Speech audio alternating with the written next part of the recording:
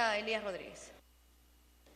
Presidenta, colegas parlamentarios, creo que hace una interrupción atrás manifesté que con muchísima claridad los argumentos jurídicos, los argumentos legales, que son los que importan aquí, los argumentos políticos esbozados por Javier Velázquez Quesquem, al denotar la naturaleza de los decretos de urgencia que han sido motivos de estas acusaciones de los colegios emblemáticos, y luego la exposición política y jurídica de Mauricio Mulder, que nos ha traído consigo un razonamiento que no tiene mayor resistencia a un análisis, sino de aquellos que no quieren escuchar y no quieren ver.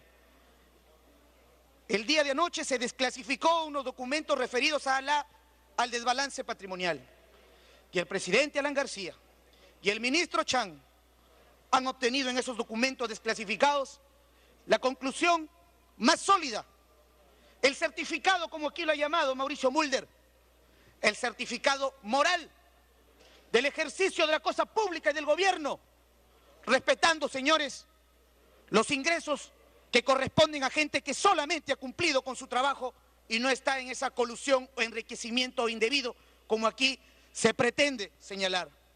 Sin embargo, señora presidenta, después de escuchar a un colega parlamentario, me veo en la obligación de zanjar este tema recordando lo siguiente. Dos puntos nos traen esta noche con el congresista Sergio Tejada. La comisión investigadora concluye indicios razonables de una posible existencia de red destinada a efectuar una serie de acciones con el fin de interferir desde el poder político, interferencia política en las investigaciones policiales, fiscales y judiciales a procesos de interceptación telefónica y corrupción. Que la política intervino, eso, no lo que nos ha manifestado un colega que anteriormente ha mencionado, cuyo tema también está o ha sido judicializado e investigado por este Parlamento. Recomienda asociación ilícita para delinquir, habla y se refiere de omisión de actos funcionales por fiscales y denuncia a algunos exministros como Miguel Hidalgo, Jorge del Castillo, Garrido Leca, entre otros. Pero a esta altura del debate yo quiero dejar claro lo siguiente. ¿Quién hace esta investigación, colegas parlamentarios? Lo hace la Fiscalía de la Nación, quien dispuso esta investigación de interceptación telefónica con el apoyo de la policía, en este caso de la Dirandro. Segundo, ¿y este caso dónde se ventiló? ¿Solamente quedó a nivel del Ministerio Público? No. La Sala Penal Superior, presidida por el juez superior Iván Sequeiros, consideró que no existía interferencia política, condenó a los acusados de interceptación y a la vez ordenó que se remita copia al Congreso y al Ministerio Público. Eso ocurrió en la primera instancia. Luego la Corte Suprema, donde está la pluralidad de las instancias y el respeto a las instituciones y al equilibrio de poderes, que debemos ser los primeros en respetarlo, confirma la condena, pero subrayó lo siguiente, colegas: no existen indicadores objetivos y acreditados que puedan indicar que en la presente investigación habría acontecido una reprobable manipulación política, y corrigieron la parte de la sentencia que ordena enviar las copias, terminando ahí y adquiriendo el valor de la cosa juzgada. Eso es lo que nos falta referirnos aquí, el valor de la cosa juzgada. Los que hablamos de la Constitución y nos rasgamos las vestiduras, inciso 2 del artículo 139 de nuestra Constitución, ninguna autoridad, colegas, ninguna, puede dejar sin efecto resoluciones que han pasado a la autoridad de cosa juzgada, ni pueden interferir en un procedimiento jurisdiccional, ni surte efecto jurisdiccional alguno. Esto no lo puede cambiar nadie, señor presidente. Pero voy a señalar dos párrafos, porque hemos hablado de las sentencias, pero nadie aquí se ha atrevido a referirse a los considerandos de estas sentencias. Sala Penal Sequeiros, Sala Penal Superior, juez Sequeiros, en sus considerandos dice: es preciso advertir que lo descrito corresponde a una operación policial segura, pulcra, limpia y garantizada en cada caso por la presencia de un representante del Ministerio Público. Esto no se hizo sin las garantías que manda la Constitución, que es la presencia del Ministerio Público.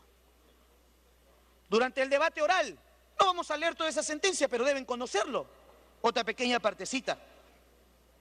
La defensa pretende establecer irregularidades, pero de manera inconsistente, dice el juez, incoherente e intrascendente. Hace especulaciones que desde su perspectiva significarían irregularidades en la intervención. Vale decir que se ha pretendido en base a especulaciones.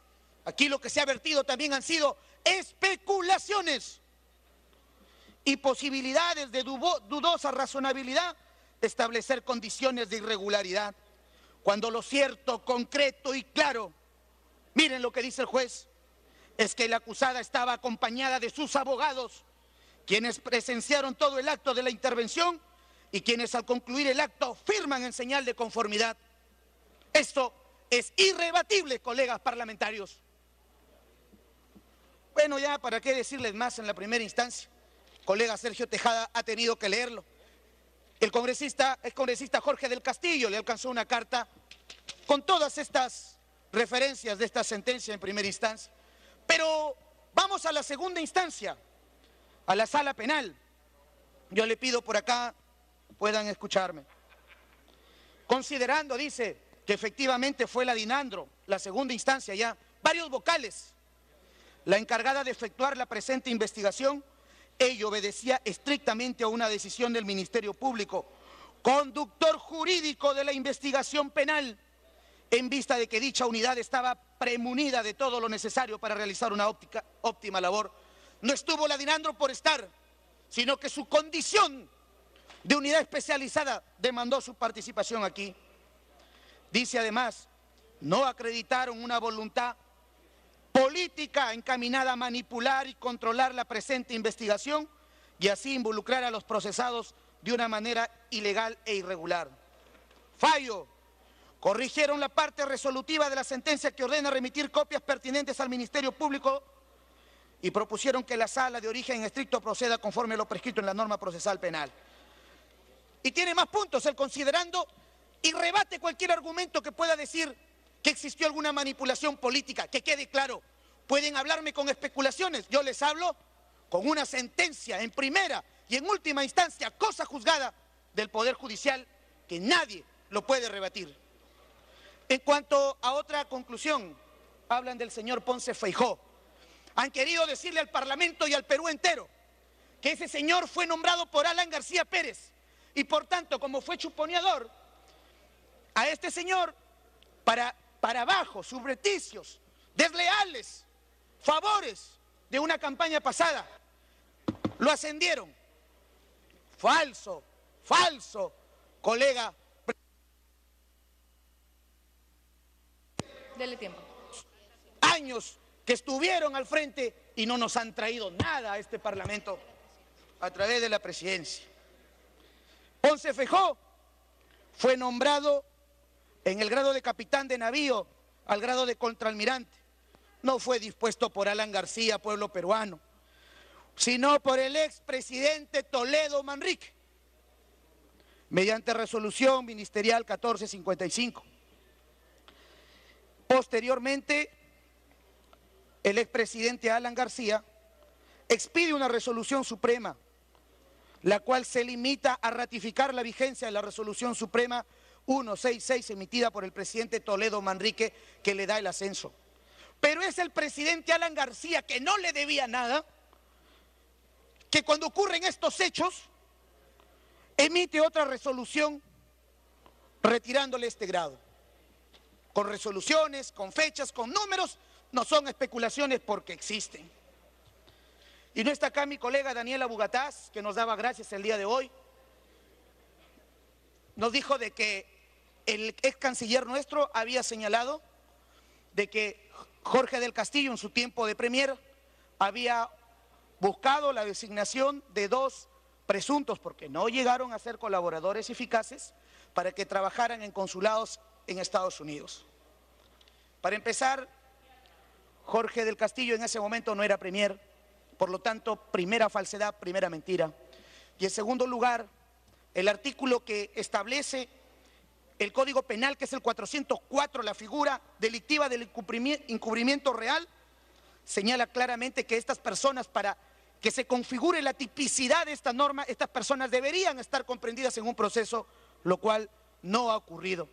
Por lo tanto, no existe, o las afirmaciones que se dan en ese sentido malintencionadas, caen también por el peso de la verdad de las cosas. Hace un momento, y sobre colegios emblemáticos, nos hemos referido acá. ¿Cuál es el problema de los colegios emblemáticos? Que el gobierno de Alan García entregó el decreto supremo 004 el año 2009, por el cual dice: por emergencia se construyan colegios emblemáticos en toda nuestra patria. Comenzamos con los colegios centenarios, con los colegios nacionales de muchísimos años. Y el actual gobierno se rasga las vestiduras y señala, dice: pero ese decreto no es constitucional. Cuando nosotros, en nuestra responsabilidad estaba la custodia y defensa de la constitucionalidad de los decretos de urgencia, lo cual nunca nos atrevimos a hacerlo aquí en nuestras funciones de parlamentarios. Abdicamos, ignoramos, omitimos, pero la realidad fue distinta, colegas parlamentarios, no cometimos nada. Dele tiempo. Porque ese mismo decreto de urgencia sirvió los primeros 2 años de este gobierno para seguir edificando el futuro de esta nación con nuevos colegios para la gente que más lo necesitaba. Pero llegó el día que esto tenía que acabar por semejante maleta que le cayó a este decreto de urgencia. No obstante que ustedes lo estaban utilizando los primeros años de la gestión. Y ahora miren, por favor, les pido atención. Dice: los proyectos incorporados al Programa Nacional de Recuperación de Instituciones Públicas Educativas Emblemáticas y Centenarias, cuya fase de selección y o ejecución contractual se hubiese iniciado en el marco del decreto que nosotros dimos, el 004-2009, es decir, hasta el 1 de enero del 2013, serán ahora ejecutados por el Ministerio de Educación a través de la Oficina de Infraestructura Educativa. Pero ahora, ¿saben cuál? A partir del 1 de enero del 2013, ya no con el 004, sino bajo el amparo de la Ley de Contrataciones del Estado. Y como yo he mencionado, este régimen cometió algo que tiene que explicar. Porque primero construyeron con el 004 en la época de la ministra Salas. Pero luego que dijeron, ya no, el 004, ahora lo hace la OINFES con las leyes de contrataciones del Estado. Los primeros días del mes de enero del año 2013 volvieron a utilizar el 004, cuando ya estaba caducado, prohibido, suspendido, derogado. Y contrataron construcciones, edificaciones, supervisiones de adquisición de bienes y servicios. Eso tiene que responderse y tiene seguramente alguna explicación que amerite dar.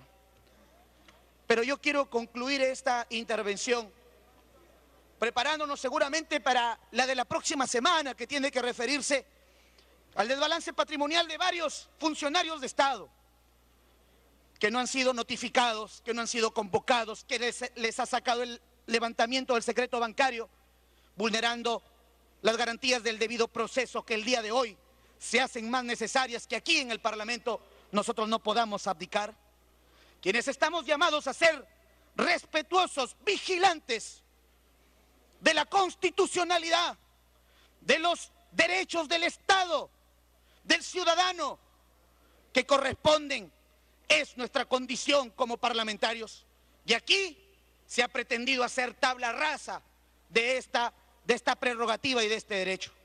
Por lo demás, señora presidenta, creo que con lo manifestado por esta bancada, nosotros no podemos eximirnos de algunos errores, de algunos pilluelos de baja monta, pero jamás el presidente Alan García, un estadista que ha demostrado con ese desbalance que le ha salido. Señor, usted no tiene desbalance patrimonial. Sí, le va a dar minutos, le va a dar. Para terminar, que el Ministerio Público le ha entregado a Alan García porque él presentó, miren, esto he ganado, esto he gastado, esto tengo, este es mi patrimonio. El Ministerio Público lo ha archivado y ha decretado que no ha existido desbalance patrimonial. Esto viene a complementar lo que ustedes mismos han hecho. Pero ya se melló su imagen Lo único que puedo decir para terminar estas palabras es que la historia tendrá que juzgar en el futuro. Todos los presidentes han pasado por comisiones investigadoras. Yo he participado de una de ellas en el caso del presidente Alejandro Toledo. Pero nunca hemos sido una cacería de brujas. Pero nunca hemos violentado el debido proceso, ni hemos arrinconado a las personas. Ya vendrán nuevos tiempos. Otros vientos soplarán. Y desde acá estaremos para que vuelvan a explicarnos por qué dieron los mismos decretos, por qué se violentaron el debido proceso. Porque la justicia tarda, pero la justicia llega. Muchas gracias. Congresista